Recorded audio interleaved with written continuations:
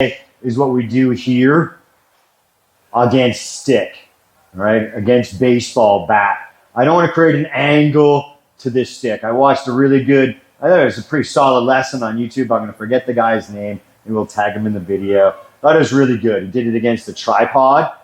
Something maybe somebody can get that on a plane, whatever it is. Maybe you have your tripod. That was a really good point.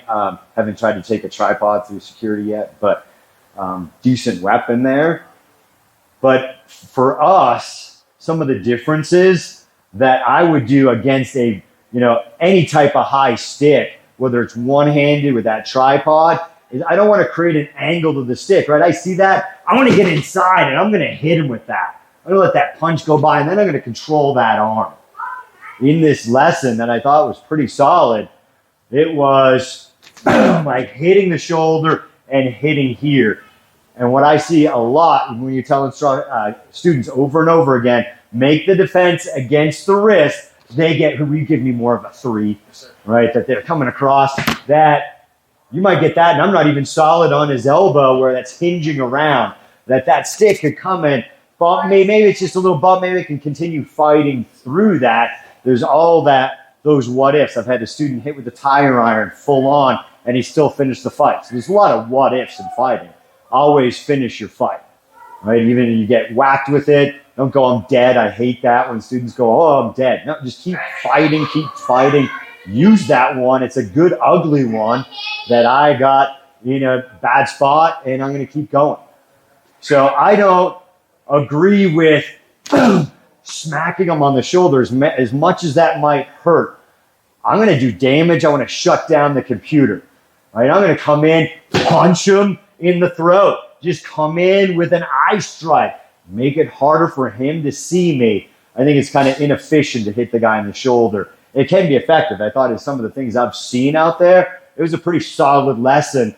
But what we're doing here is get inside. If you're here, I see people tend to wait here. And we know with any hesitation, actually, the guy had to get inside.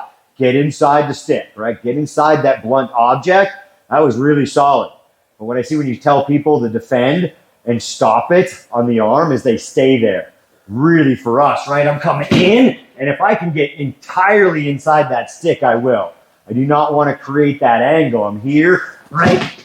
And I'm here. Come more at my head. Right? Even if it's a different angle on that attack, I'm diving in and trying to get in. Just like he said, get in deep. Now control that arm, and then whatever you're doing from there, drop the stick, oh, in here, whatever I'm doing. Right? If I feel justified to go to higher force, maybe I'm going to higher force from here, drop the stick, and I convince him to drop the stick with just that threat. But if I let him get away with that stick, he could still be doing damage to me, right? I want to finish that fight. I want to stop him.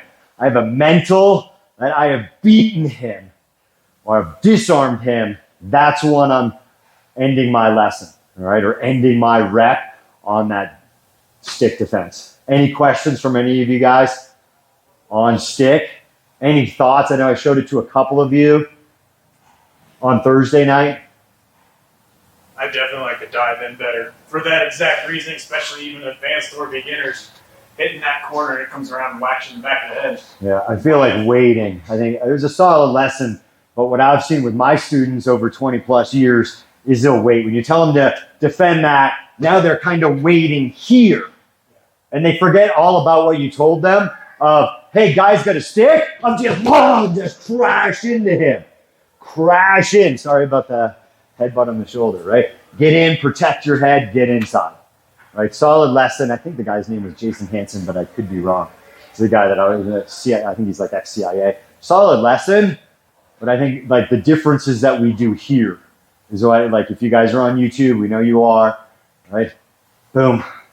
Bring stuff like, why are we doing things this way? Hey, maybe there's something you can borrow from somebody else, right? We're always open here at Clear Sky and RMSDF. All right, guys, hit that subscribe button so you learn more. We'd love to have you on the channel. All right, we'll see you soon.